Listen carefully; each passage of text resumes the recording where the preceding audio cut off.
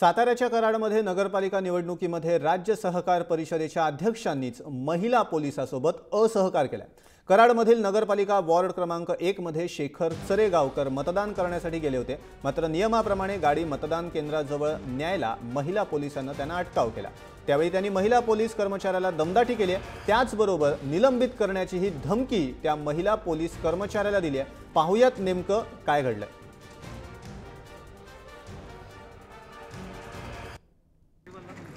मंत्री कोण आहे?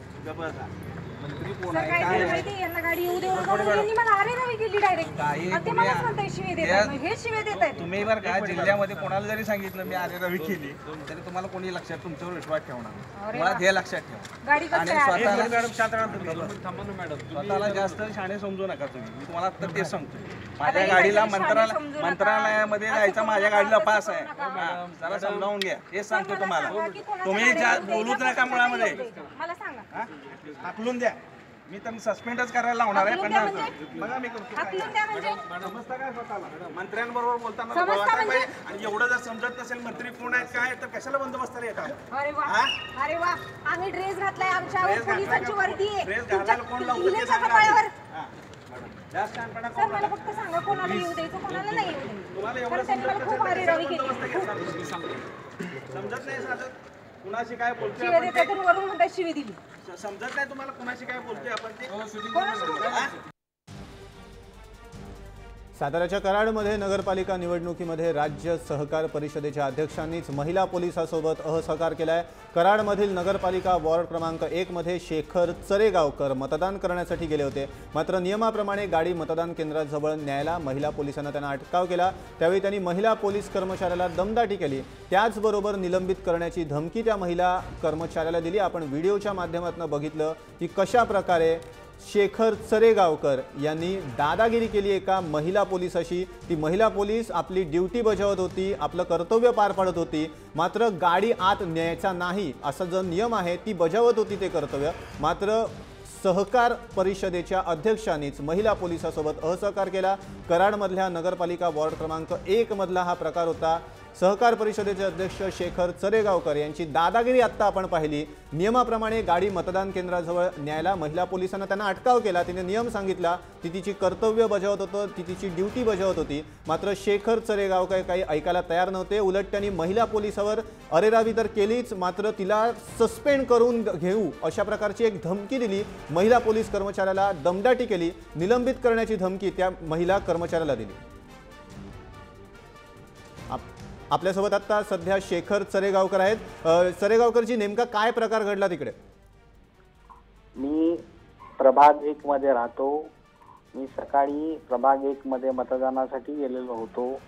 मतदानाला मी येणार म्हटल्यानंतर सर्व मीडिया तिथे उपलब्ध होता, त्यांना माझ्या प्रतिक्रिया हव्या होत्या। मतदानाला जात असताना माझ्या गाडीला जो निवडणूक निर्णय अधिकाऱ्यांनी दिलेला परवाना आहे तो काचेवरती लावलेला होता। असं असताना सुद्धा मी गाडीतून उतरून मतदान कक्षात जाईपर्यंत तिथं असलेल्या त्या पोलीस कॉन्स्टेबलनी त्याचं व्हिडिओ चित्रीकरण केलं। त्याच्याबद्दल तिथे त्यांनी अतिशय घाणेरड्या शब्दामध्ये त्याचा नामोल्लेख केला की जो मी आता करू शकत नाही तुमच्या फोनवरती किंवा टीव्हीवरती। आता मला सांगा, हे सगळं तिथं माझे ड्रायव्हर, माझ्याबरोबर असलेले सगळे कार्यकर्ते यांनी ते ऐकलं। त्याच्याबरोबर मीडियाचे पण लोक तिथे उपस्थित होते। त्या सगळ्यांनी त्यानंतर कराड नगरपालिकेचे CEO त्या ठिकाणी उपस्थित होते, त्यांनी सगळ्यांनी त्या महिला कॉन्स्टेबलला समजावून सांगितलं। पण चरेगावकरजी, नियमाप्रमाणे गाडी मतदान केंद्राजवळ न्यायला अलाउड नाहीये, तुम्ही थेट दमदाटीची भाषा केलीत आणि सस्पेंड करण्याची धमकी दिलीत। नाही, हे सगळं जे आहे ना, ही नंतरची क्लिप तुम्हाला दाखवली जाते।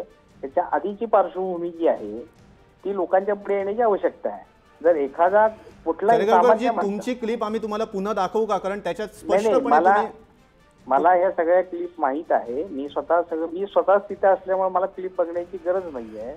मला हे सगळं माहित आहे। तुम्ही जे चित्रीकरण तुमच्याकडे उपलब्ध आहे ते कुणी पाठवलंय, कसं मिळालं तेही मला माहित आहे।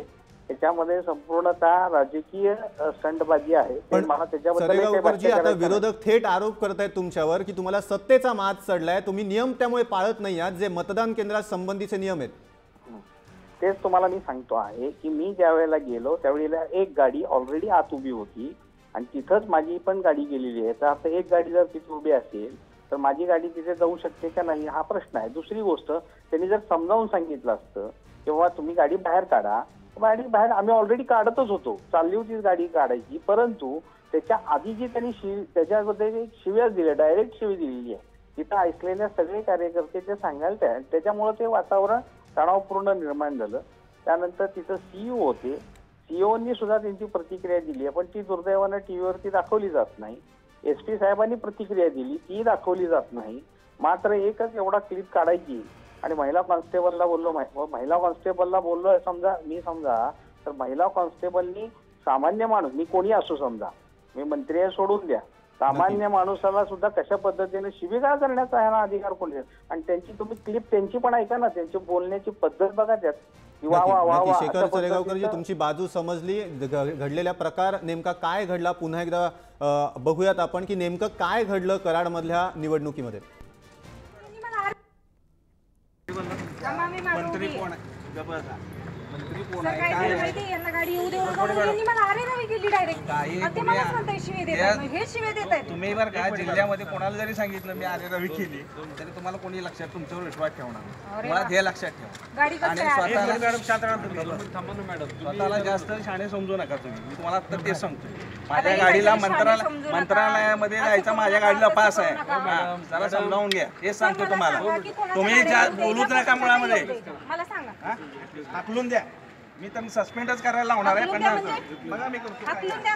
समजता काय स्वतःला? मंत्र्यांबरोबर बोलताना आणि एवढं जर समजत नसेल मंत्री कोण आहेत काय तर कशाला बंदोबस्ताला येतात? अरे वा, अरे वा, आम्ही ड्रेस घातलाय, आमच्यावर पोलिसांची वर्दी आहे. ड्रेस घालायला कोण लावतं ते लिहिलेलं सांगा. कपाळावर.